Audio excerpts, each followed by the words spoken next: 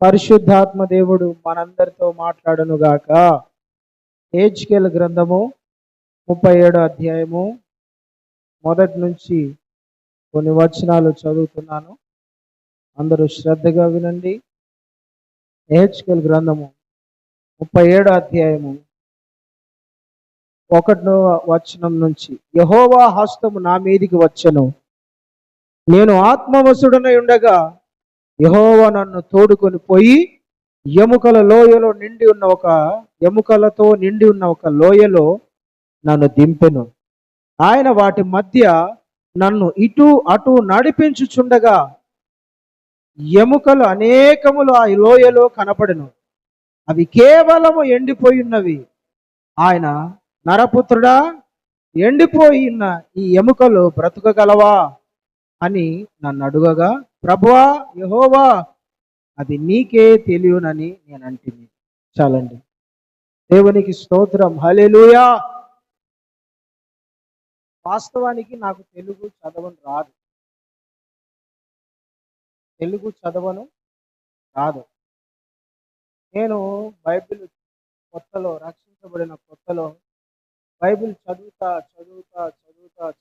ఉండగా తెలుగు బాగా చదవడం, అర్థం చేసుకోవడము దేవుడు నాకు కృప చూపాడు. లేదంటే తెలుగు అంత ఫ్లూయెంట్గా, అంటే స్పష్టంగా నేను చదవలేకుండా ఉండేవాడిని, అర్థం చేసుకోలేకుండా ఉండేవాడిని. యేసయ్య సహాయం చేశాడు. బైబిల్ చదువుతా ఉంటే దేవుడు మనకు తెలుగు మాత్రమే కాదు కానీ మిగతా ఏ పుస్తకమైనా సరే అర్థమయ్యే జ్ఞానాన్ని దేవుడు మనకు ఇస్తాడు. దేవుడు వాక్యం సెలవిస్తుంది, జ్ఞానము కొదువై ఉంటే నన్ను అడగండి. దేవుణ్ణి అడిగితే మనకు జ్ఞానం ఇస్తాడు, నేర్పిస్తాడు దేవుడు మనకు. ఆయన బోధకుడుగా ఉండి మనము ఆయన శిష్యులుగా ఉండి మనకు ఆయన స్పష్టంగా మనకి ఏం అర్థం కావాలేదో మనం దేవుని దగ్గర కూర్చొని అడిగితే ప్రభు మనకు స్పష్టంగా మనకు నేర్పిస్తూ వస్తాడు. హల్లెలూయా. చదవడం మాత్రమే కాదు కానీ నేను బైబిల్ చమత్కారంగా చదవడం నేర్చుకున్నాను. చమత్కారంగా అంటే అవతలకు నేను ఆడ కూర్చొని సేవకుడు వాక్యం చెప్తాంటే నేను చదువుతాంటే అంటాడు. ఇంకా నేను అట్ట చదువుతాను అనమాట. ఉత్తేజము పుట్టిస్తూ ఉంటుంది నేను చదివే వాక్యం. అంటే నేను అట్లా చదవాలని నా కోరిక, ఆశ. ఏదో నార్మల్గా యెహోవా వాక్కు నాకు ప్రత్యక్షమై ఇలాగ సెలవిచ్చాను అనుకోకుండా నేను ఒక కొత్త పద్ధతిలో చదవాలా, అది నేను చదువుతా ఉంటే అవతల వ్యక్తికి ఇంకా ఉత్తేజం, ఊపు అంటారు చూస్తారా, అది రావాలా, అది నిశ్చయంగా అర్ధగంట చెప్పేవాడు గంట చెప్పాలా అన్న ఆశ నాలో కలిగి వాక్యం అట్ట చెప్పడము, చదవడం నేను ప్రారంభించాను. హల్లెలూయా. దేవునికి స్తోత్రం కలుగును గాక. మనము వాక్యాన్ని చదివే కొద్ది దేవుడు మనల్ని ఒక కొత్త కోణంలోకి నడిపిస్తా ఉంటాడు. కాబట్టి ప్రేమను దేవుడి వాక్యం శ్రద్ధగా చదువుతూ ఉండాలా, ధ్యానం చేస్తూ ఉండాలా, వింటూ ఉండాలా. హెజ్కేల్ అనే ఒక భక్తుడు, ఈయన ఒక యాజకుడు. దేవుడు ఇతనితో మాట్లాడినాడు. యాజకుడు ప్లస్ ప్రవక్త. దేవుడు హెజ్కేల్తో మాట్లాడుతున్నాడు. హెజ్కేల్ ప్రార్థన చేసుకుంటా ఉన్నాడు, లేదా కూర్చొని ఉన్నాడు. ఒక వ్యక్తితో దేవుడు ఎప్పుడు మాట్లాడతాడు? దేవునితో కనెక్ట్ అయి ఉంటే మాట్లాడతాడు. దేవునితో ఒక మంచి సంబంధం కలిగి ఉండాలి, దేవునితో ఒక సహవాసం కలిగి ఉండాలి, దేవునితో ఒక స్నేహబంధం కలిగి ఉంటే, మనిషితో మనం ఎట్లయితే స్నేహబంధం కలిగి ఉంటామో అట్లా మనిషితో మనం ఎట్లయితే స్నేహం చేస్తామో దేవునితో మనం స్నేహం చేస్తే, స్నేహబంధం కలిగి ఉంటే దేవుడు మనతో మాట్లాడతాడు. ఖచ్చితంగా ఏదో ఒక రూపంలో దేవుడు మనతో మాట్లాడతాడు. దర్శనమిచ్చో, లేదంటే వాక్యం ద్వారానో, లేదంటే సేవకుల ద్వారానో, కళలలోనో ఏదో ఒక రకంగా ప్రభు మనతో మాట్లాడుతూ వస్తాడు ఖచ్చితంగా. అయితే ఎప్పుడు మాట్లాడతాడంటే మనం ఆయనతో కనెక్ట్ అయి ఉండాలా. సిగ్నల్, నెట్ రావాలంటే నెట్ వచ్చే సిగ్నల్ టవర్ దగ్గరకో, లేదంటే ఆ సిగ్నల్ ఉండే చోటుకి పోవాలా. ఒక 2 అడుగులు ఇట్లా వేసినా కూడా సిగ్నల్ రాదు. ఇంటర్నెట్ రావాలంటే ఇంటర్నెట్ ఎక్కడ అందుతుందో, ఏ ప్రాంతంలో అందుతుందో అక్కడికి పోవాలా. ఇప్పుడు 5G వచ్చింది కొత్తగా కదా, 5G నెట్వర్క్ వచ్చింది. 5Gకి అలవాటు పడినోడు 4Gలో ఉండడానికి ఇష్టపడాడు. అప్డేట్ అయితే వస్తుంది. ఫస్ట్ 2G, మళ్ళీ 3G వచ్చింది, మళ్ళీ 4G వచ్చింది, ఇప్పుడు 5G అనమాట. అంటే జనరేషన్ మారుతూ వస్తుంది, నెట్ స్పీడ్ పెరుగుతూ వస్తుంది. 5Gకి అలవాటు పడినోడు 4Gకి అలవాటు పడలేడు. 5G ఎక్కడ దొరుకుతుంది అక్కడికి పోతాడు. అట్లనే దేవునితో మనము కనెక్ట్ అయి ఉంటే దేవుడు మనతో మాట్లాడతాడు. చాలా మంది ఏమనుకుంటారంటే ప్రార్థన చేస్తూ ఉన్నప్పుడే దేవుడు నాతో మాట్లాడతాడు అని కొంతమంది అనుకుంటారు. అది అది అట్లా కాదు. కానీ దేవునితో కనెక్ట్ అయి ఉంటే మనము భోంచేస్తా ఉన్నా మాట్లాడతాడు, మనము నడుస్తా పోతా ఉన్నా మాట్లాడతాడు, మనం పడుకొని ఉన్నా మాట్లాడతాడు, ప్రయాణంలో ఉన్నా మాట్లాడతాడు, లేదంటే 10 మందితో కూర్చొని మనము మాట్లాడుతూ ఉన్నా మాట్లాడతాడు మనతో. మనం ఎక్కడున్నా మన ప్రార్థనలో మోకాల మీద నుండి దేవుడు నాతో మాట్లాడాలంటే నేను ప్రార్థనలోనే ఉండాలా, అప్పుడే దేవుడు మాట్లాడతాడు అనేది ఒక కోణం, అంతే. ఒక కోణం, ఒక అనుభవం మాత్రమే. అయితే దేవుడు ప్రతి సమయంలో మాట్లాడుతూ ఉంటాడండి. నడుస్తూ ఉన్నప్పుడు మాట్లాడతాడు, పడుకున్నప్పుడు మాట్లాడతాడు, తింటా ఉన్నప్పుడు మాట్లాడతాడు, ప్రయాణంలో ఉన్నప్పుడు మాట్లాడతాడు, స్నేహితుల మధ్య, బంధువుల మధ్య, పెళ్లిళ్ళ కార్యక్రమాలలో ఉన్నప్పుడు మాట్లాడుతూ ఉంటాడు. అయితే మనము ఆయనతో కనెక్ట్ అయి ఉండాలా. హల్లెలూయా. ఎప్పుడు మనం ఆయన నెట్వర్క్ లోనే ఉండాలి. నెట్వర్క్ దాటి వస్తే మనం ఆయన స్వరము, ఆయన దర్శనము, లేదంటే ఆయన మాట మనకు అందదు. మనము ఆయనకు ఎప్పుడు కనెక్టివిటీలో ఉండాలా. ఏజ్కల్ ఏం చేసినట్టు ఎప్పుడు ఆయనతో కనెక్ట్ అయి ఉండేవాడు, ఎప్పుడు ఆయనతో స్నేహ సంబంధం కలిగి ఉండేవాడు, ఎప్పుడు ఆయనతో ఒక మంచి సహవాసం కలిగి ఉండేవాడు, ఎప్పుడు దేవునితో మాట్లాడే ఒక అనుభవం కలిగి ఉండేవాడు, దేవుని స్వరము వినడానికి అలవాటు పడినాడు ఏజ్కేల్ అనే భక్తుడు. హల్లెలూయా. ఈ ఏజ్కేలు దేవుని మాటకు అలవాటు పడిపోయినాడు. యేసన్న గారు ఒక పాట పాడినాడు, అద్భుతమైన పాట. నీవు మాట్లాడని రోజునా నా కన్నులకు నీ దూర కరువాయనే, నీవు పెదవిప్పిన రోజునా నీ సన్నిధి పచ్చిక బయలాయనే, నీ సన్నిధి పచ్చిక బయలాయనే. పాట పాడు. నువ్వు మాట్లాడకపోతే నాకు కంటికి నిద్ర రాదు. ఎప్పుడు ఆయనతో ఒక బంధం కలిగి ఉండాలా, సహవాసం కలిగి ఉండాలా, స్నేహం కలిగి ఉండాలా, దేవునితో మనము అంటుకట్టబడి ఉండాలా. మనకు ఎవరు ఉన్నా లేకపోయినా, ఎవరు మనతో ఉన్నా లేకపోయినా, దేవునితో మనము అంటు కట్టబడి ఉంటే దేవుడు మనతో మాట్లాడతాడు. ఈ ఏజ్కేలు కూడా దేవునితో అంటు కట్టబడి ఉన్నాడు కదా. కూర్చొని ఉన్నాడు.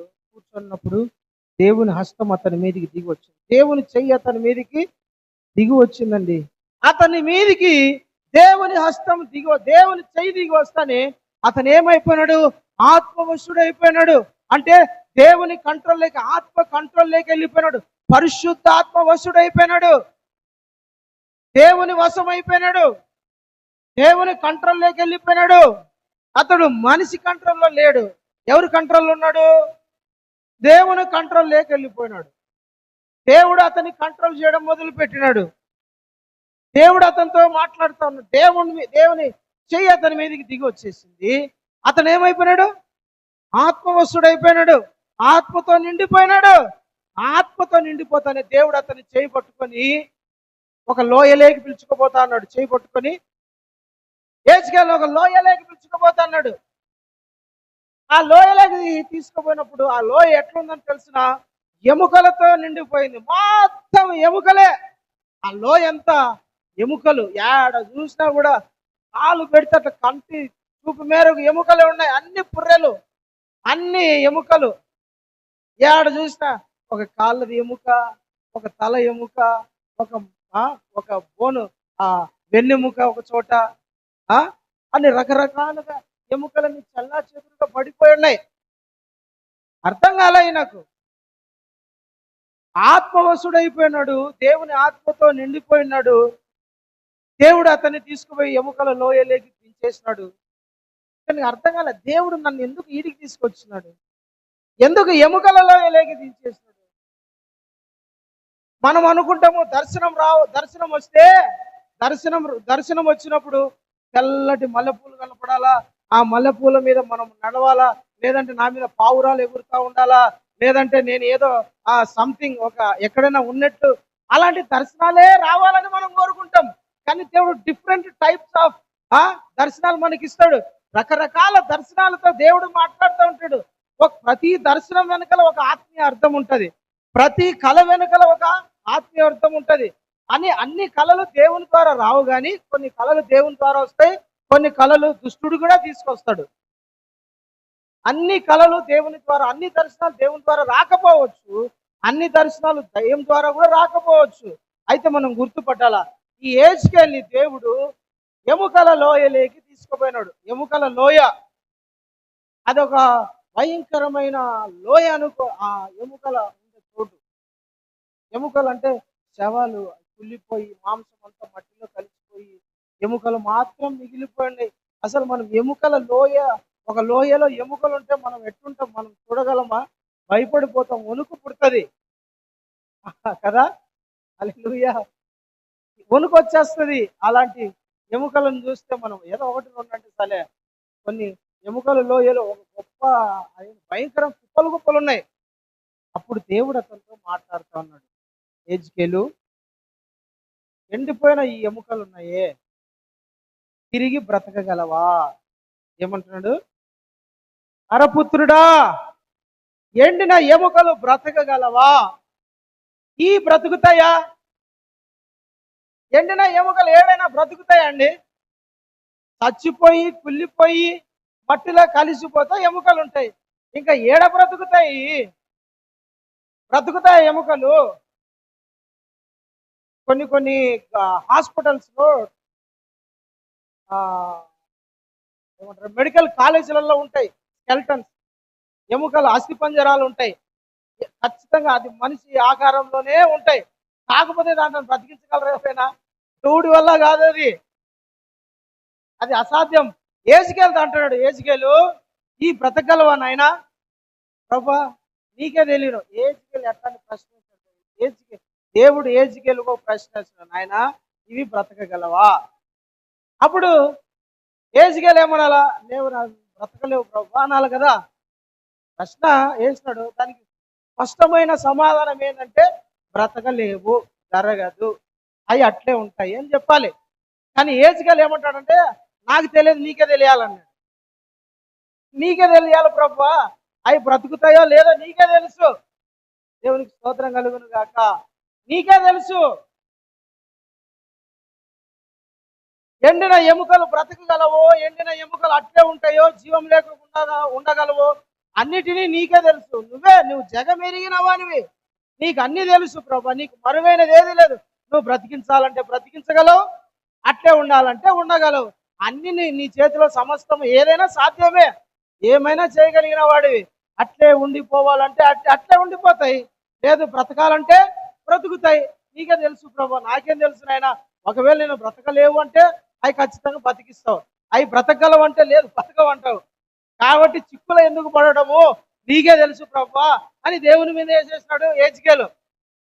దేవునికి స్తోత్రం కలుగును గాక. హల్లెలూయా. ఎండిపోయిన ఎముకలండి, అవి దేనికి పనికిరావు, ఎండిపోయినాయి, దేనికి పనికిరావు ఎముకలు. అయిపోయింది, చాప్టర్ క్లోజ్. అయితే దేవుడు ఏమంటున్నాడంటే 11వ వచనాన్ని ఒకసారి చదవండి.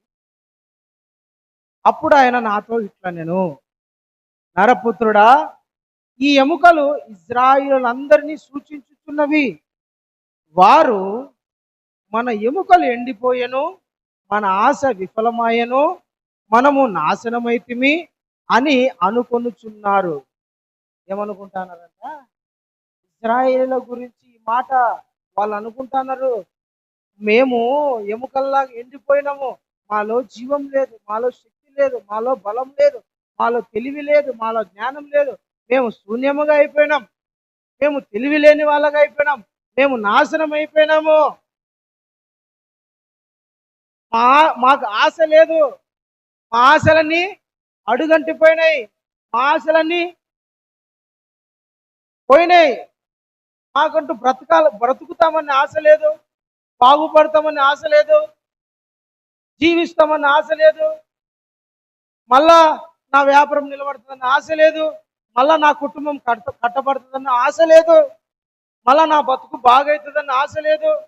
మొత్తం నాశనం అయిపోయిందండి అని యేసుకేలు అంటున్నాడు. దేవుడు అంటున్నాడు, ఇశ్రాయేలు ప్రజలు అంటున్నారు, ప్రభువా నాశనం అయిపోయినామయ్యా మేము. మా ఆశ అంతా ఏమైపోయింది? అడుగారిపోయింది. మాకు ఆశ లేదు, మాకు మొత్తం శూన్యమైపోయింది ప్రభువా. ఖాళీ ఎండిపోయి ఉన్నాం, దరిద్రపు స్థితిలో ఉన్నాం ప్రభా. చిగురిస్తాము, మళ్ళా జీవిస్తాము, మళ్ళా బ్రతుకుతాము, ఫలిస్తామన్న ఆశ మాలో ఎంత మాత్రము లేనే లేదయ్యా. నిజమే, నాశనం అయిపోయినారు. నిజమే, ఆశ అంతా కూడా పోయింది. ఆశ లేదు, అసలు బాగుపడతాము అన్న ఆశ లేదు. మనుషులలో బాగుపడతామన్న ఆశ చాలా మందికి లేదు. మనుషులలో చాలా మందికి నేను మళ్ళా బాగవుతాన్న ఆశ లేదు, మళ్ళా నా జీవితం బాగవుతుందన్న ఆశ లేదు, మరలా నా కుటుంబం బాగవుతుందన్న ఆశ లేదు. చాలా మందికి ఏదో వాళ్ళు తెలుసో తెలియకో పాపములో పడిపోయో లేదంటే తప్పులైపోయో మేము నశించిపోయినామనే దిగుల్లోనే ఉండిపోయినారు, కానీ మళ్ళా వాళ్ళకు ఆశ అనేది లేదు. కానీ దేవుడు అంటున్నాడు, ఎండిపోయిన ఆ ఎముక ఇశ్రాయేలు ప్రజలను నేను తిరిగి మరలా బ్రతికించగలను. హల్లెలూయా, దేవునికి స్తోత్రం కలుగును గాక. ఎండిపోయిన ఈ ఎముకలు మళ్ళా బ్రతకగలవా? పడిపోయిన కుటుంబం మళ్ళా నిలబడగలదా? పడిపోయిన ఆత్ముడు మళ్ళా నిలబడగలడా? శాంసన్, నీ బతుకు అయిపోయింది. శాంసన్, నువ్వు ఇంకా దేనికి పనికిరావు. శాంసన్, దేవుడు నిన్ను వదిలేసినాడు. Samson, you are the best person. దేవుడు నీకు ఇచ్చిన అభిషేకం నువ్వు పోగొట్టుకున్నావు, నువ్వు నాశనం అయిపోయినావు, నీ అంతా నువ్వే శాపాన్ని కొని తెచ్చుకున్నావు. కాబట్టి నీ జీవితం ఇంతటితో ముగించిపోయింది. నువ్వు ఇంకా దేనికి పనికిరావు. గుడ్డని అయిపోయి ఆ బండలను, ఆ ఇసురాయిని నువ్వు ఇసురుకోవడం తప్ప దేనికి పనికిరావు. నువ్వు ఒక అన్ఫిట్ క్యాండిడేట్ అని చాలా మంది అంటూ ఉంటారు. ఇంకంతా అయిపోయింది, నా జీవితం అయిపోయింది, నా బ్రతుకు అయిపోయింది, నా కథ అయిపోయింది అని దేవుడు ఏం చేస్తాడు తెలిసిన? ఎండిపోయిన బ్రతుకుని మరలా చిగురింప చేయగల శక్తివంతుడైన. హల్లెలూయా. శాంసన్ అనుకుంటాడు, శాంసన్ కూడా అనుకున్నాడు, అయిపోయింది నా బ్రతుకు, నా కన్నులు పోయినాయి, నా జీవితం పోయింది, అభిషేకం పోయింది, నా సేవ పోయింది, నా కుటుంబం పోయింది అనుకుంటా ఉంటాడు. అని శాంసన్ అనుకున్నాడు, దేవుడు అనుకోలే. హల్లెలూయా. ఎండిపోయిన బ్రతుకును మరలా చిగురింప చేయగల శక్తివంతుడు ఆయన. శాంసన్ గురించి రాయబడిన మాట, తాను బ్రతికి ఉన్న దినములలో చంపిన మనుషుల కంటే చనిపోయేటప్పుడు ఆఖరిగా చంపిన లెక్క రెండింతలంట. మనం అనుకుంటాం అంతా అయిపోయింది, సమాప్తం. ఆశ లేదయ్యా, ఆశ లేదు, ఆశే లేదనుకుంటాం. కానీ దేవుడు మళ్ళా మనము ఎక్కడైతే కోల్పోతున్నామో, ఎక్కడైతే నష్టపోయినామో, ఎక్కడైతే పడిపోయినామో, ఎక్కడైతే మనము అడుగంటిపోయినామో, ఎక్కడైతే ఎండిపోయినామో అక్కడే దేవుడు మరలా మనల్ని చిగురింప చేయగల దేవుడు, బ్రతికింపగల దేవుడు. ఆయన సర్వశక్తి గల దేవుడు. హల్లెలూయా, హల్లెలూయా. దేవునికి స్తోత్రం కలుగును గాక. ఏజ్కెల్, బ్రతకగలవా ఇవి? మళ్ళా బ్రతకగలవా? జీవించగలవా ఇవి? నాకేం తెలుసు నాయన, అంత నీకే తెలుసు. దేవుడు ఏమన్నా తెలిసినా, నేను బ్రతికించడం కాదు, నువ్వు ప్రవచనం ఎత్తి మాట పలుకు. చెప్పండి, ఏం చెప్తాడు? ప్రవచనం ఎత్తి ఈ మాట పలుకు. ప్రవచనం ఎత్తు. ఏమని ఎత్తాల ప్రభా? ఎండిపోయిన ఎముకలారా మరలా మీరు జీవం పొందుకోవాలా. ఎండిపోయిన ఎముకలారా మీరు మరలా తిరిగి బ్రతకాలా. ఎండిపోయిన ఎముకలారా మీరు మాంసముతో పొదిగించబడాలా అని ప్రవచించు అంటనే యేసుకేలు ఒక మాట ఎత్తి ప్రవచించడం మొదలు పెట్టినాడు.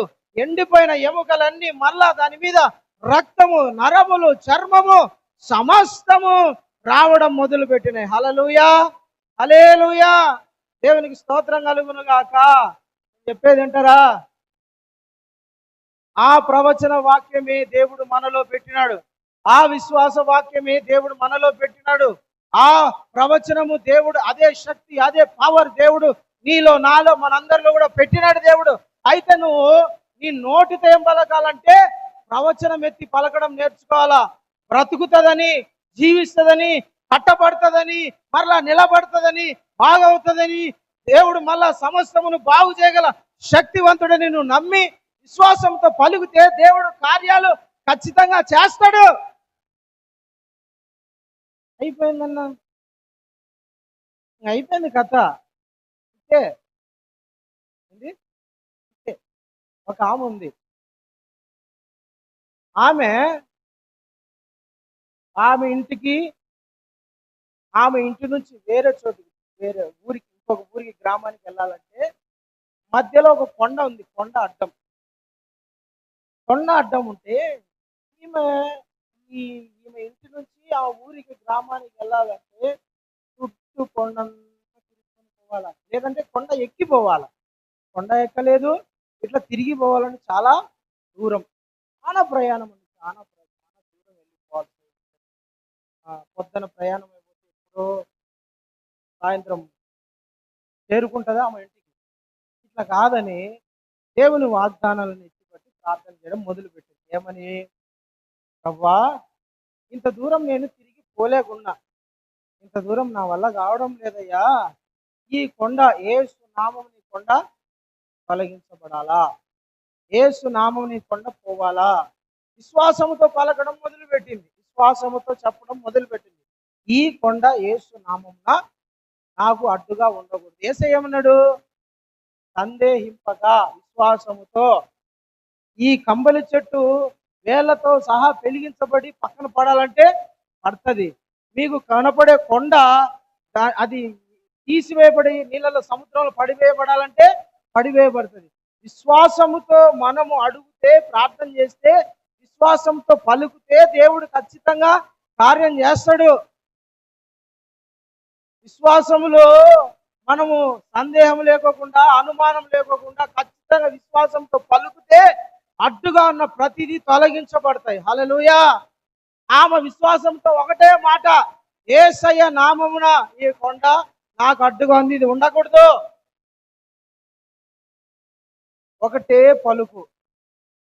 ఈరోజు పడలే, రేపు పడలే, ఒక వారాన్ని పడలే, 6 నెలల తర్వాత ఒక శాంక్షన్ వచ్చింది. ఈ కొండ మధ్య నుండి మేము దారి వేస్తున్నాము, రోడ్డు వేస్తున్నాం. కాబట్టి ఈ కొండ ఏం చేయాలా? పగలగొట్టాల, గ్యాప్ రావాలా.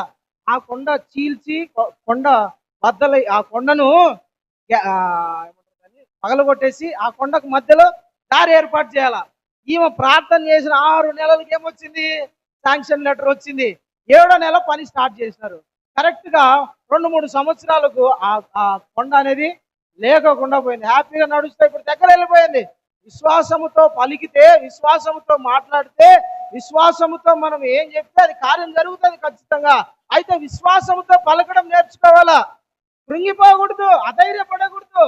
శ్రమలు వచ్చినా, శోధనలు వచ్చినా, ఇబ్బంది వచ్చినా, ఇరుకులు వచ్చినా, నిందలు వచ్చినా, అవమానాలు వచ్చినా, ఇంకా ఏమొచ్చినా కూడా నీ నోటిలో ఏముండాలి తెలిసినా? విశ్వాస వాక్యం ఉండాలా. నీ నోటితో కట్టబడుతుంది అనే మాట ఉండాలి, కానీ తెగిపోతుంది అనే మాట ఉండకూడదు. బాగవుతుందనే మాట ఉండాలా, కానీ పోతుందనే మాట ఉండకూడదు. నీ నోటితో ఎప్పుడు కూడా వ్యతిరేకమైన మాట, డిసప్పాయింట్మెంట్ మాట రాకూడదు. అనుకూల మాటే రావాలా. హల్లెలూయా. రోమీయులకు రాసిన పత్రిక 10వ అధ్యాయము 9వ వచనం చదవండి. 8వ వచనం.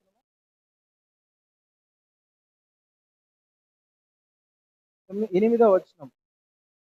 అదేమని చెప్పుచున్నది, అదేమని అంటే వాక్యం. అదేమని చెప్పుచున్నది? వాక్యము నీ యొద్ద ఉన్నది, నీ యొద్దనును, నీ నోటను, నీ హృదయంలో ఉన్నది. అది మేము ప్రకటించు విశ్వాస వాక్యమే. ఏ వాక్యం అంటది? చెప్పండి, ఏ వాక్యము? విశ్వాస వాక్యం. ఏ వాక్యం నాన్న? ఆ విశ్వాస వాక్యం ఎక్కడుంది? అది మన హృదయంలో ఉంది, మన నోట ఉంది, మన ఎత్తు ఉంది. విశ్వాస వాక్యం మనము విశ్వాసంతో పలికితే, విశ్వాసంతో చెప్తే దేవుడు దాన్ని రూఢిపరుస్తాడు. మనం విశ్వాసంతో పలకడం నేర్చుకోవాలా. క్రైస్తవులకు విశ్వాసంతో పలకడం ఎప్పుడైతే అలవాటు చేసుకుంటారో అది వాళ్ళ జీవితంలో క్రియారూపకంగా దేవుడు తీసుకొస్తాడు. హల్లెలూయా, హల్లెలూయా. మనము నమ్మకంతో విశ్వాసంతో పలకడం నేర్చుకోవాలా, అలవాటు చేసుకోవాలా. మన హృదయంలో దేవుడు ఏం పెట్టినాడు? విశ్వాస వాక్యం. అనండి, ఏ వాక్యము? విశ్వాస వాక్యం. ఈ వాక్యము, ఈ విశ్వాస వాక్యము మనము పలికినప్పుడల్లా ఏం చేస్తుంది? క్రియల లేగి తీసుకోవాలి. మనం దేని గురించి అయితే పలుకుతామో, దేని గురించి అయితే మాట్లాడుతున్నామో ఆ మాట క్రియల లేగి తీసుకోవాలి. హల్లెలూయా, హల్లెలూయా. ఇప్పుడు ఇజ్రాయెల్ ప్రజలు మేము నాశనం అయిపోయినాం, మేము నాశనం అయిపోయినాం, మేము నాశనం అయిపోయినాం అంటున్నారు కాబట్టి వాళ్ళు ఏమైపోయినారు? నాశనం అయినారు. అవునా కదా? వాళ్ళు పొద్దున్న లేచినప్పుడు ఏం పలుకుతారు? మేము నాశనం అయిపోయినాం, మేము నాశనం అయిపోయినాం, నీ సూపు పడి నాశనం అయిపోయినాం, నీ మాట పడి నాశనం అయిపోయినాం, నీ ఇది పడి నాశనం అయిపోయినాం. ఓ నాశనం. వీళ్ళు పొద్దున్న నాశనం కాక ఏమవుతావు? ఇంకా నాశనం కాక ఏమవుతావు? నాకు పొద్దున్న లేచినప్పుడు సావే. ఇంకా అందరూ పొద్దున్న లేచినప్పుడు సావే. మనం పలకకూడదు, మన నోట రాకూడదు. విశ్వాసంతో పలకడం మనం అలవాటు చేసుకోవాలి. విశ్వాసంతో పలకడము. ఒక ఆమె ఉంది, నాకు ఫోన్ చేస్తుంది ఒక ఆమె. అన్నా, వాడు ఈమె కువైట్లో ఉంది, కువైట్లోనో సంథింగ్ ఖతర్లోనో ఉంది ఆమె. వాళ్ళ కొడుకు ఇండియాలో మన కడపలో ప్రాంతంలో ఉన్నాడు అన్నమాట. వాడు మందుకు మద్యానికి అలవాటు పడ్డాడు. తర్వాత ఏదో అల్లరి చిల్లరి తిరుగుతూ ఉంటాడు చెడ్డ స్నేహం. వాడు చిన్న పిల్లోడు, అంటే దగ్గర దగ్గర వానికి 15-16 సంవత్సరాల వయసు. వానికి 12 సంవత్సరాల వయసు నుండే వానికి తాగుడు అలవాటు ఉంది, చెడ్డ స్నేహం అలవాటు ఉంది. వాళ్ళు ఏం చేస్తారు? చెడ్డ పిల్లలు. మనం అనుకుంటాము నమ్ము అంటే బయట ఉంటారు చూసారా, వాళ్ళు మాత్రమే పనికి మాలలో ఉంటారు అని అనుకుంటాం. అట్లేం ఉండదు. డబ్బున్నోళ్ళు పనికి మాలలో ఉంటారు, డబ్బు లేని వాళ్ళు కూడా. నేను అందరినీ చూసాను ఎవరు ఎట్లుంటారో. బాగా వాడు కోటీశ్వరుడు అండి. వాడు వాడు ఒక వాడు తాగడానికి అలవాటు పడి ఉంటాడు. వాడేం తెలిసిన ఇంకా రిచ్గా సిగరెట్ తాగుతాడు, వీడు కుంట బిడ్డలు తాగుతా ఉంటాడు అనమాట. ఎట్లయినా ఇద్దరేమో తాగేది అదే. వీడేంటంటే మందుకు అలవాటు పడినాడు, మద్యానికి అలవాటు పడడం నేర్చుకున్నాడు. మందుకు డబ్బు లేకపోతే ఏం చేస్తారు తెలిసిన? ఇంకు ఉంటుంది చూసారా, ఇంకు, పెన్నులో ఇంకు ఉంటుంది. ఆ ఇంకుని కర్చీఫ్లో వేసుకొని పీల్చినారు అనుకోండి, అది మత్తు ఎక్కుతుంది. ఇంకుని కర్చీఫ్లో కానీ పీలుస్తే మత్తు ఎక్కుతుంది. తెలుసా మీకు? ఇంకా కొన్ని టానిక్లు ఉన్నాయి, టానిక్లు తాగినా మత్తు ఎక్కుతుంది. రకరకాలు కూడా నిద్ర అట్ట మత్తుకు అలవాటు, తాగుడుకు అలవాటు పడ్డాడు. ఎట్లా మత్తులో ఉండాలని ఆలోచిస్తూ ఉంటాడు. వాళ్ళమ్మ వెళ్ళిపోయింది, ఇంకా ఎక్కువ అవ్వడం మొదలు పెట్టినాడు. వాళ్ళమ్మ నాకు ఫోన్ చేస్తుందన్నా, నా కొడుకు కోసం ప్రార్థన చేయండి అన్న. దేనికోసం ప్రార్థన చేయాలి తల్లి? వాడు తాగుడు పోతాడేమోనన్నా, వాడు చచ్చిపోతాడేమో, వాడు జైల్లో పడతాడేమో, వాడు ఏమైపోతాడో. ఎప్పుడు ఫోన్ చేసినా ఇదే అంటానంటది, ఇదే చెప్తుంది, ఇంకా వేరేది ఏది చెప్పదు. నా కొడుకు పోయినాడన్నా, నా కొడుకు ఏ ఊరికి పోయినాడు, వాడు చచ్చిపోతాడు, వాడు జైల్లో పడతాడు, వాడు ఏమైపోతాడు. నాకు ఒక రోజు కోపం వచ్చింది. ఏం మాట్లాడతాను? ఎప్పుడు వాడు నాశనం అయిపోతాడేమో, వాడు చచ్చిపోతాడేమో, వాడు జైల్లో ఉంటాడు. ఎప్పుడు నీ నోటుకు వస్తేదేనా? ఏ రోజు కూడా వాని గురించి పాజిటివ్గా మాట్లాడవే. పలుకు, ప్రార్థన చేయి, విశ్వాసంతో పలుకు, నా కొడుకు మారతాడు. విశ్వాసంతో పలుకు.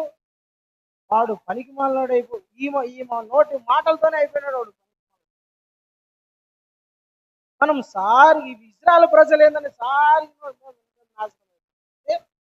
మేము నాశనం, మేము చెడిపోయినాం, మేము పడిపోయినాం, మేము పతనం అయిపోయినాం, మేము దరిద్రం అయిపోయినాం, మేము నీచునం అయిపోయినాం, మేము అడుక తినే స్థాయికి వచ్చి. అయితే దేవుడు నమ్మదైన వాడు. హల్లెలూయా, హల్లెలూయా. విశ్వాసముతో పలికి దేవుడు ఏజ్కేల్ అంటాడు, ఏజ్కేల్ విశ్వాసముతో పలుకు, ప్రవచనం ఎత్తు, ఎండిన ఎముకలారా బ్రతకాలని ప్రవచనం ఎత్తు. ఖచ్చితంగా ప్రవచనం ఎత్తి పలుకుతున్నాడు. ఆడ ఎముకలన్నీ కూడా పరిశుద్ధాత్మ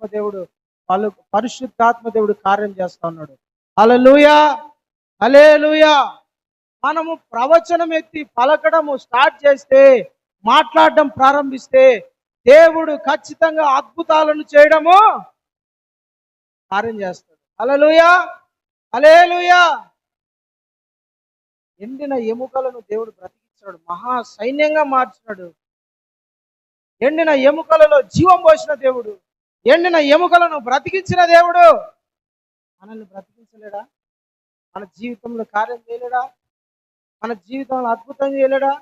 మన జీవితంలో దేవుడు నశించిపోయిన దాన్ని మళ్ళా దేవుడు తీసుకొచ్చి చిగురింప చేయలేడా? చేస్తాడు. అయితే మనం పలకాల. నువ్వు దేవుని దగ్గర పోరాడినట్టే అపవాదికి ఏం చెప్పాలి? ఛాలెంజ్ చేస్తూ ఉండాలి, ఛాలెంజ్ చేయాల. సాతాను గంత ఎంతమంది మాట్లాడతారు? సాతాను గంత ఎంతమంది మాట్లాడతారు? సాతాను గంత ఏంది మాట్లాడడం అంటారా మీరు?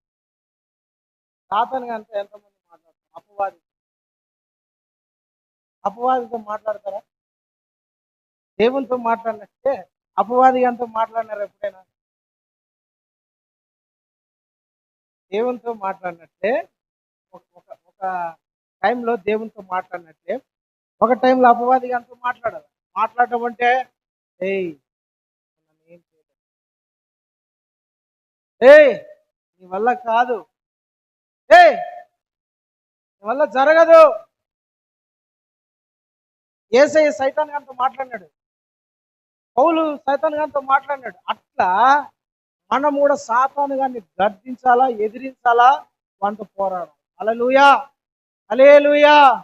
దేవునికి స్తోత్రం కలు. వాడు మన దగ్గరకు వచ్చి మన పక్కన నిలబడి మనలో అవిశ్వాసపు మనసు కలగజేస్తాడు, అవిశ్వాసపు మనసు పుట్టిస్తాడు. నీ వల్ల కాదు, నీ వల్ల జరగదు, నీ వల్ల ఏమీ కాదు, నీ వల్ల ఏం కాదు, నువ్వు చేయలేవు, నీకు జరగదు తెలుసా, నీ బతుకు ఇంతే తెలుసా, నీ జీవితం ఎంతో తెలుసా, నువ్వు ఇట్లే అప్పులలో సావాలా, ఇంకా చేయి, నువ్వు ఇట్లా పాపంలోనే కృంగిపోవాలా, నువ్వు బానిస బతికే బతకాలా.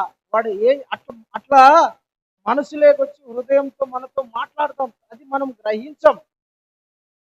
దేవునితో మాట్లాడినట్టే అపవాది గానితో ఎదిరించి మాట్లాడడం కూడా భక్తులు నేర్చుకోవాలి. హల్లెలూయా. దేవునికి లోబడి ఉండండి, అపవాదిని ఎదిరించండి. ఎట్లా ఎదిరించాలా? విశ్వాసముతో, వాక్యముతో మనం ఎదిరించడం నేర్చుకోవాలి. దేవునికి స్తోత్రం, ప్రైజ్ ది లార్డ్, హల్లెలూయా. దేవుని బిడ్డలారా, ఎండిపోయిన మన బ్రతుకులను మరలా తిరిగి బాగు చేయగలిగిన దేవుడు, జీవం పోయగలిగిన దేవుడు ఆయన. జీవం పోస్తాడే. మనం అనుకుంటాం అంత అయిపోయింది, నా కుటుంబం, నా వ్యాపారం పోయింది, నా ఉద్యోగం పోయింది, నా ఆరోగ్యం పోయింది, నాకు ఇంకా వేరే ఆశ లేదు, నాకు వేరే ఇంకా ఏమీ లేదని మనం అనుకుంటామండి. కానీ గుర్తుపెట్టుకోండి, దేవుణ్ణి మనం ఎప్పుడైతే విశ్వాసంతో పలకడము, మాట్లాడటము ప్రారంభిస్తామో దేవుడు మన జీవితంలో కార్యాలు చేయడం మొదలు పెడతాడు. హల్లెలూయా, హల్లెలూయా. బ్రతకము అనుకున్న మనల్ని బ్రతికించేటట్టు చేస్తాడు. ఒక విశ్వాసి నాకు తెలుసు, ఆయనకు 2 కిడ్నీలు ఫెయిల్ అయిపోయినాయి. సేవకుడు, విశ్వాసి కాదు, సేవకుడు. మాట్లాడినాడు విజయవాడకు పోయినప్పుడు చిక్కునరావు పాస్టర్ అని ఒక ఆయన సేవకుడు, అద్భుతమైన సేవకుడు. ఆయనకు 2 కిడ్నీలు ఫెయిల్ అయిపోయాయండి. ఫెయిల్ అయిపోయిన 2 కిడ్నీలు. చాలా చిన్న వయసు, నాకన్నా ఒక 2 సంవత్సరాలు పెద్దోడు. పెద్దోడు కూడా చేసుకోలే. అద్భుతమైన సేవ చేస్తా ఉన్నాడు. అద్భుతమైన కార్యం, అద్భుతమైన మొత్తం మన ఇండియా అంతా తిరుగుతూ ఉంటాడు మిషనరీగా. అయితే ఏం జరిగిందో ఏమో నాకు తెలియదు. ఉన్నట్టుండి కిడ్నీలు 2 ఫెయిల్యూర్ అయిపోయాయి. ఫెయిల్యూర్ అయిపోయి ఇట్లాగా ఇప్పుడు బ్లడ్ ప్యూరిఫై అయ్యి ఆ నుంచి యూరిన్ సంబంధించినంతా కూడా కిడ్నీసే ఇవ్వాలా. అలాంటిది కిడ్నీస్ 2 ఫెయిల్యూర్ అయిపోయినాయి. విజయవాడ హాస్పిటల్లో జాయిన్ అయినారు. డాక్టర్స్ చెప్పారంట చనిపోతాడు, ఇంకా ఎక్కువ రోజులు బ్రతకలేడు. కాబట్టి ఎంత వైద్యం చేసి డయాలసిస్ చేసినా ఏదో అంత ఇంత బ్రతుకుతాడు, కానీ బ్రతకలేడు అని చెప్పినారు. డయాలసిస్ చేసినా కూడా ఎక్కువ రోజులు బ్రతకరు. ఎందుకంటే ప్యూరిఫై చేసే ఈ కిడ్నీలో ఫెయిల్ అయిపోతే డయాలసిస్ చేసినా కూడా, రక్తం మార్పిడి చేస్తా ఉన్నా కూడా మీకు పెద్ద ఉపయోగం ఉండదు. అందులో ఈయనది క్రిటికల్ కేసు అంట. ఉన్న ఫలంగా ఆ వ్యాధి వచ్చేసింది. ఉన్న ఫలంగా కిడ్నీలు 2 ఫెయిల్ అయిపోయినాయి. చనిపోయే పరిస్థితి ఆయనది. చనిపోతాడు. డాక్టర్ చెప్పినట్టు డయాలసిస్ చేసినా కూడా పెద్ద ప్రయోజనం ఏమి ఉండదండి. మీరు ఇంటి దగ్గర పెట్టుకొని ఆయనను బ్రతికినన్ని రోజులు సంతోషంగా బాగుండేటట్టు చూసుకోండి డాక్టర్లు చెప్పారు. లేదండి మీరు అయితే మీరు చేస్తా ఉండండి, మేమైతే ప్రార్థన చేస్తాం, మా దేవుడు కార్యం చేస్తాం. డాక్టర్లంతా చేతులు ఎత్తేసినారు. డాక్టర్లంతా కూడా ఇంకా అయిపోయిందని చెప్పారు. అయితే ఐఎఫ్జే అంటే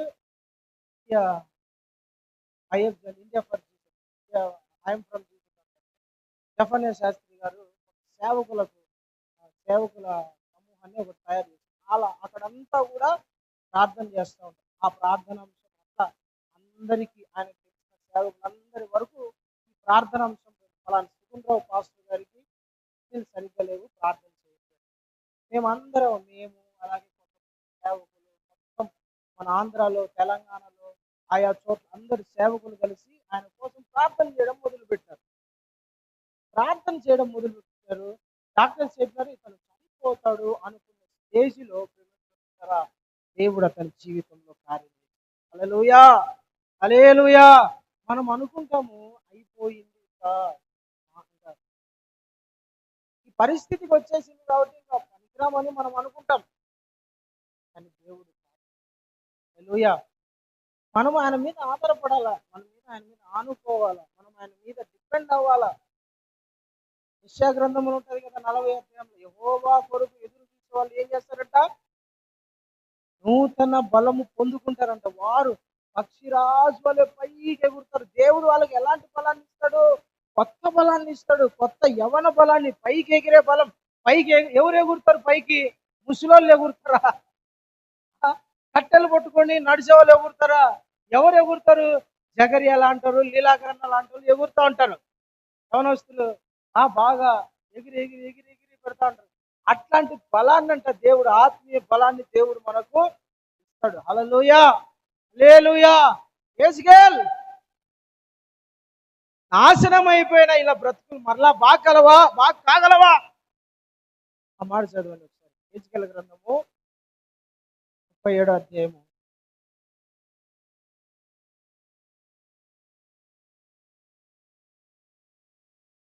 12వ వచనం.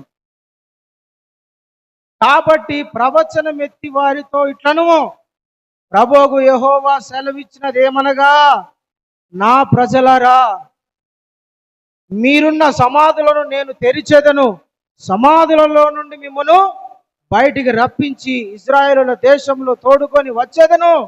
నా ప్రజలారా, నేను సమాధులను తెరిచి సమాధులలో నుండి మిమ్మల్ని బయటికి రప్పింపగా నేనే యెహోవానై ఉన్నానని మీరు తెలుసుకొందురు. మీరు బ్రతుకున్నట్లు నా ఆత్మ మీలో ఉంచి మీ దేశంలో మిమ్మును నివసింపజేసేదను. ఇదే యెహోవా నాకు నేను మాట ఇచ్చి దాన్ని నెరవేర్చి తనని మీరు తెలుసుకొందురు. హల్లెలూయా. నేను మరలా మిమ్మల్ని బ్రతికేటట్టు చేస్తాను. నాశనం అయిపోయినాం కదా, అయిపోయినాం కదా, ఆశ లేదు కదా ప్రభు. ఆశ అనేది మళ్ళా కట్టబడుతుంది, మళ్ళా బాగవుతుంది, మళ్ళా మొదటి స్థితికి వస్తుందని ఆశ నాలో లేదు. అయిపోయింది అని ఇజ్రాయెల్ ప్రజలు అనుకుంటాను. నాశనం అయిపోయింది. మళ్ళా పగిలిన అద్దం మళ్ళా అతుక్కోగలరా? తిరిగిన కాగితాన్ని మళ్ళా అతికించగలరా? తుంటలు తుంటలు ఆ? వెళ్ళిపోయిన ప్రాణాన్ని మళ్ళా తీసుకురాగలరా? పడిన ఫలాన్ని మళ్ళా తిరిగి చెట్టు కట్టుకుంటారా? అసాధ్యమైన కార్యాలు కదా. దేవుడు అంటున్నాడు, మళ్ళా నేను మిమ్మల్ని సమాధులలో బ్రతికింప చేస్తాను. హల్లెలూయా, హల్లెలూయా. విరిగిపోయిన హృదయాన్ని సైతం బాగు చేయగలిగిన దేవుడు. దేవునికి మహిమ కలుగుతుందా. ఇది ఇట్లా ఒక ప్రవచనం అయితే ఇశ్రాయేలు ప్రజలు నేడు ఈ దినాల్లో అందరూ అనుకున్నారు భూమి మీద ఇజ్రాయెల్ దేశం అనేది లేదు. మ్యాప్ లో ఇజ్రాయెల్ దేశం అనేది 1948 వరకు ఇజ్రాయేల్ అనే దేశము ప్రపంచ పటంలో లేదు, కనుమరుగైపోయింది. లేదు అసలు. పాలస్తీనా అనే ఒక దేశంగా ఉండింది అంతే. అందరూ అనుకున్నారు ఇజ్రాయెల్ ప్రజలు లేరు. యూదుడు అనేవాడిని కన్నపడకోకుండా లేకుండా చేయాలనేది నాజీ హిట్లర్ ఒక ఏమంటారు కంకణం కట్టుకొని కూర్చున్నాడు. యూదుడు అనేవాడు లేకోకుండా చేయాల. 30 లక్షల మందిని చంపేసినాడు యూదులను. నాజీలు హిట్లర్ అనే అతను 30 లక్షల మంది. అందరూ అనుకున్నారు ఇజ్రాయెల్ ఇంకా ఇజ్రాయెల్ యూదులు అనేవాడు భూమి మీద ఉన్నాడు అనుకున్నారు. ఆశ్చర్యకార్యం తెలుసా, దేవుడు 1947లో ఇజ్రాయెల్ అనే దేవుడు ఒక దేశంగా మార్చాడు. హల్లెలూయా. అందరూ అనుకున్నారండి అయిపోయింది, లేదు, సమాప్తం అనుకుంటా. చాలా అనుకున్న వాళ్ళు ఎన్ని మాటలైనా అనుకుంటారు. పోయినాడు, ఇంకా దెబ్బ కనపడకూడదు, పోయింది, ఇంకా పడిపోయింది, చెడిపోయింది, నాశనం అయింది, పతనం అయిపోయింది అనుకుంటా ఉంటారు.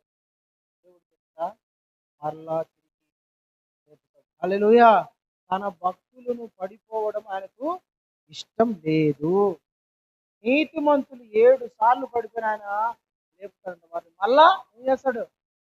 ఎలా పెడతాడు? హల్లెలూయా, హల్లెలూయా.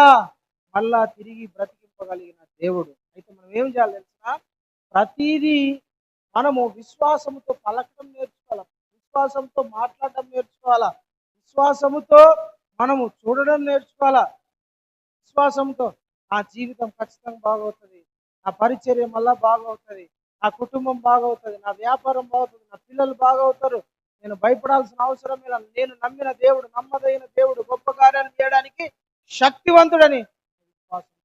హల్లెలూయా. ఇంకో మాట చూపించి నేను ముగిస్తాను. సంఖ్యాకాండం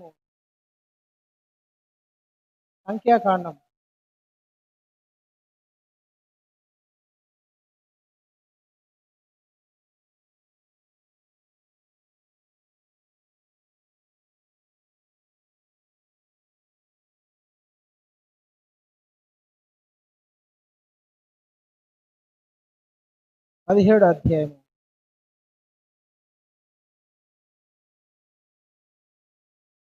సంఖ్యాకాండము 17 6వ వచనం నుంచి చదవండి. కాబట్టి మోషే ఇశ్రాయేలులతో చెప్పగా వారు ప్రధానులను తమ తమ పితరుల కుటుంబములలో ఒక్కొక్క ప్రధానికి ఒక్కొక్క కర్ర చొప్పున 12 కర్రలను అతనికి ఇచ్చిరి. అహరోను కర్రయు వారి కర్రల మధ్య ఉండెను. మోషే వారి కర్రలను సాక్ష్యపు మందసములో యెహోవా సన్నిధిన ఉంచెను. మరునాడు మోషే సాక్ష్యపు గుడారంలోకి వెళ్ళి చూడగా లేవి కుటుంబముదైన అహరోను కర్ర చిగిరించి ఉండెను. అది చిగిరించి పువ్వులు పూసి బాదము పండ్ల గలదాయను. హల్లెలూయా. దేవుడు మోషేతో చెప్పినాడు, మోషే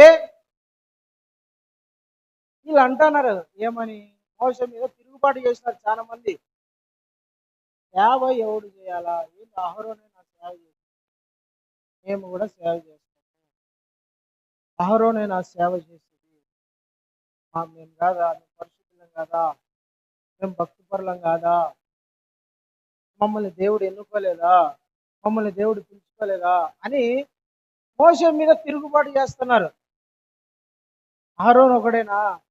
మేము కాదా దేవుని సేవ చేసేది అన్నప్పుడు, అప్పుడు నాన్న దేవుడు ఎన్నుకునింది ఎవరో తెలియాలి అంటే ఒక్కొక్క గోత్రానికి చొప్పున 12 కర్రలను, ఎండిపోయిన కర్రలను తీసుకొని రండి అని చెప్పి 12 కర్రలు తీసుకొని వచ్చినారు వీళ్ళు. ఒక్కొక్క గోత్రం, దేవి గోత్రం నుంచి ఒకడు, మనష్షే గోత్రం నుండి ఒకడు, ఎఫ్రాయిం గోత్రం నుండి ఒకడు, యూదా గోత్రం నుండి ఒకడు, బెన్యామీను గోత్రం నుండి ఒకడు, రూబేను, షిమ్యోను, నఫ్తాలి, గాదు, ఆషేరు, ఇట్లా అందరి గోత్రాల నుండి పెద్దలలో ఒక్కొక్కడు ఒక్కొక్క ఎండిపోయిన కర్ర ఒకటి తీసుకొని వచ్చారు.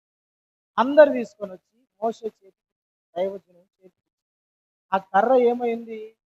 ఎండిపోయింది. పచ్చి కర్ర కాదు అది, ఎండిపోయిన కర్ర, ఎండిపోయిన కట్టె.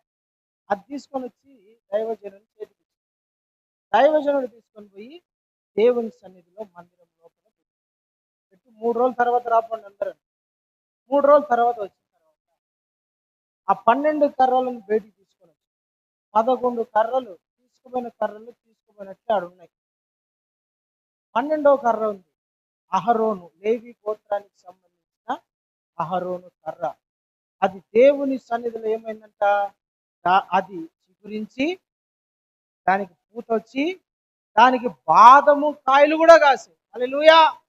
ఎండిపోయిన కర్ర ఏంది? చిగురు పెట్టడం ఏంది? పువ్వులు పోయడం ఏంటి? దానికి బాదం పండ్లు కూడా రావటం ఏంటి?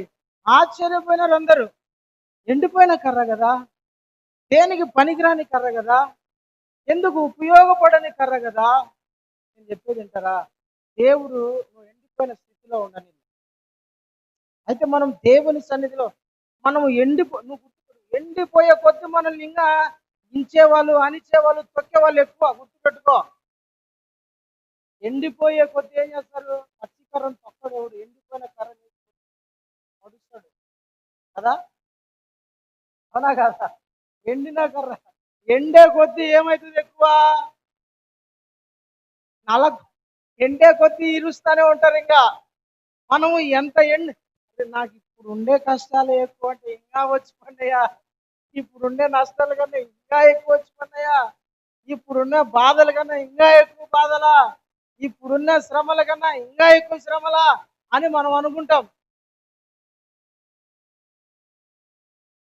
అహరోను మీద కూడా అంటే వ్యతిరేకతలు వచ్చినాయి. కానీ ప్రేమ కదా, నేను చెప్పేది మనం ఎంత ఎండిపోయే కొద్దీ ఇంకా మనం అంత తినులైపోవాలి. మనం ఎంత శ్రమలు వచ్చి మనం నేర్చుకోవాల్సింది, శ్రమలు మన జీవితంలో ఎక్కువ అయ్యే కొద్దీ మనం ఏం నేర్చుకోవాలంటే వదగటము, దీనత్వం నేర్చుకోవాలా, మనము తగ్గించుకోవడం నేర్చుకోవాలా. మనకు మనకు దేవుడు నేర్పిస్తూ ఉంటాడు అట్లా. మనకు శ్రమలు మన జీవితం ఎక్కువ అయ్యే కొద్దీ మనం ఏం నేర్చుకోవాలా? దీనత్వం నేర్చుకోవాలా, తగ్గించుకోవడం నేర్చుకోవాలా, సహించడం నేర్చుకోవాలా, భరించడం నేర్చుకోవాలా, ఓర్పు కలిగి ఉండడం నేర్చుకోవాలా. ఈ 12 కర్రలు, ఎండిపోయిన కర్రలను 12 కర్రలు తీసుకొని దేవుని సన్నిధిలో తీసుకొచ్చి పెట్టిన తర్వాత ఒక కర్ర మాత్రమే, అది అహరోను కర్ర. హల్లెలూయా! ఎందుకు అహరోను కర్ర మాత్రమే చిగురించిందంటే అతడు దేవుని సన్నిధి తనను తాను తగ్గించుకొని ఉండేవాడు. ఆమేన్. హల్లెలూయా! మనం ఎప్పుడైతే దేవుని సన్నిధిలో మనల్ని మనం తగ్గించుకోవడమో అలవాటు చేసుకుంటామో, దీనత్వం కలిగి ఉండడం నేర్చుకుంటామో, దేవుడు మన జీవితంలో ఖచ్చితంగా గొప్ప కార్యం చేస్తాడు. తగిన సమయంలో దేవుడు మనల్ని హెచ్చిస్తాడు. మనం దీనత్వం, మనము ఓర్చుకొని ఉండడము, మనము సహించడం నేర్చుకోవాలా. అందరూ అనుకున్నారు ఎవరిది పోయేది, అందరం ఒకటే అనుకున్నారు. కానీ అహరోను కర్ర బయటకు ఒక ప్రత్యేకంగా వచ్చింది. దేవునికి స్తోత్రం. ఎండిపోయిన మనల్ని దేవుడు ఒకరోజు చిగురింపజేస్తాడు. ఎండిపోయిన వారు, నాశనం అయిపోయిన అనుకున్న వాళ్ళని మళ్ళీ ఏం చేస్తాడు? ఘనతకు తీసుకొని వస్తాడు. నాకు ఆశ లేదు, నాకు అసలు బ్రతకాలన్నా బ్రతుకుతామన్న ఆశ లేదు. పౌలు అంటాడు, ఓడలో ప్రయాణం అయిపోతాడు, బ్రతుకుతామన్న ఆశ మాలో ఎంత మాత్రమో లేదు. పడవలో ప్రయాణమై రోమాకు పోతాన్నప్పుడు పెద్ద తుఫాను, అలలు, వర్షం భయంకరంగా, బ్రతుకుతామన్న ఆశ మాలో లేదు. కానీ దేవుడు బ్రతికించాడు. తెలిసిన దేవుడు నిన్ను వాడుకోవడానికి, దేవునికి నీ ద్వారా మహిమ రావడానికి, దేవునికి నీ ద్వారా సాక్ష్యం రావడానికి, ఈ లోకములో దేవునికి నువ్వు ఉపయోగపడే సాధనంగా ఉండటానికి దేవుడు బ్రతికింపజేస్తాడు. హల్లెలూయా. ఎండిపోయిన ఎముకలను దేవుడు మరలా జీవం పోసినట్టు, ఎండిపోయిన కర్రను మళ్ళా చిగిరింపజేసినట్టు దేవుడు నీ కుటుంబాన్ని, వ్యాపారంను, నీ ఉద్యోగాన్ని, నీ ఆత్మీయ జీవితాన్ని, సమస్తాన్ని మరలా బ్రతికించగల శక్తివంతుడు ఆయన. అందుకని మనం విశ్వాసంతో మాట్లాడడం, పలకడము, విశ్వాసముతో దేవుని సన్నిధిలో ఉండటము, తగ్గించుకొని దీన మనసు కలిగి దేవుని సన్నిధిలో ఉండటము, దేవుని మీద ఆనుకోవడము మనం నేర్చుకోవాలి. దేవుడు అతి కృప మనందరికీ దయచేయను గాక. ఆమేన్. దేవుడి వాక్యాన్ని దీవించి ఆశీర్వదించును గాక. హల్లెలూయా. ప్రార్థన చేసుకుందాం. అందరూ మోకరించండి, ప్రార్థన చేసుకొని ఆరాధనలో